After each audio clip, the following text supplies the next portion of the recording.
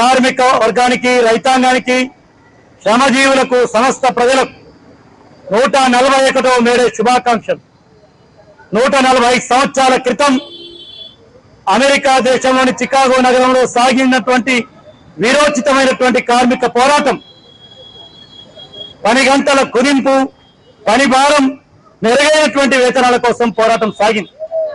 ఆ పోరాటంలో కాల్పుల్లో మరణించినటువంటి అమర కార్మికుల రక్త సాక్షిగా ఏర్పడినటువంటి ఎర్రజెండా ఈ దేశ కార్మిక వర్గానికి అండగా నిలబడింది. మొత్తం ప్రపంచ కార్మిక వర్గానికి ఉత్తేజాన్ని ఇచ్చింది. ఆ మేడే స్ఫూర్తితోనే 8 గంటల పని హక్కు, కార్మికుల పని భద్రత, వేతనాలు సాధించుకున్నాం. 1886 మే 1న ప్రపంచ అంతర్జాతీయ కార్మిక దినోత్సవంగా మనం పేరు పెట్టుకున్నాం. మేడే స్ఫూర్తితో ఈ భూమి మీద అనేక దేశాల్లో పోరాటాలు వచ్చినాయి, ఉద్యమాలు వచ్చినాయి. ఆ స్ఫూర్తితో 1920లో ఏఐటిసి మన దేశంలో ఆవిర్భవించింది.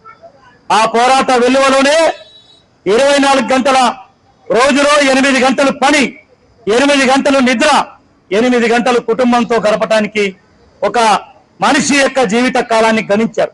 కానీ ఇవాళ 140 ఏళ్ల తర్వాత మళ్ళీ 12 గంటలు పని చేయాలని చట్టబద్ధం చేస్తున్నటువంటి దుర్నీతి మన ముందుకు వచ్చింది.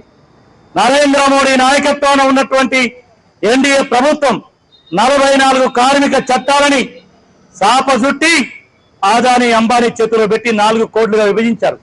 అందుకే 141వ మేడే కార్మిక చట్టాల రక్షణ, కార్మిక హక్కుల రక్షణ, సామాన్య పేద ప్రజలకు, దిగువ మధ్యతరగతి ప్రజలకు మెరుగైనటువంటి జీవనం కోసం సాగే పోరాటాలకు ఈ మేడే స్ఫూర్తి కావాలి. అందుకే ఇది పోరాట దినంగా జరుపుతున్నాం. మనిషి తన బతుకు మెరుగుపరచుకోవడానికి పోరాడే హక్కులు సాధించుకున్నారు తప్ప అడుక్కుంటే ఏనాడు హక్కులు రాలేదు. ఆ నేపథ్యంలో భద్రాద్రి జిల్లాలో 726 కేంద్రాలలో మేడే దినోత్సవం ఘనంగా జరుపుతా ఉంది. మేడే స్ఫూర్తితో ప్రతినబూడుతా ఉన్నాం.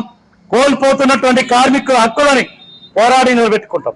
శ్రమజీవులు, పేదలు పెరుగుతున్న నేపథ్యంలో, ఈ సంపదలో పెరుగుతున్న వ్యత్యాసాలు, సామాజిక ఆర్థిక అసమానతలకు వ్యతిరేకంగా సామాజిక న్యాయాన్ని, ఆర్థిక సమానత్వాన్ని పోరాటం ద్వారానే సాధించుకోగలుగుతాం.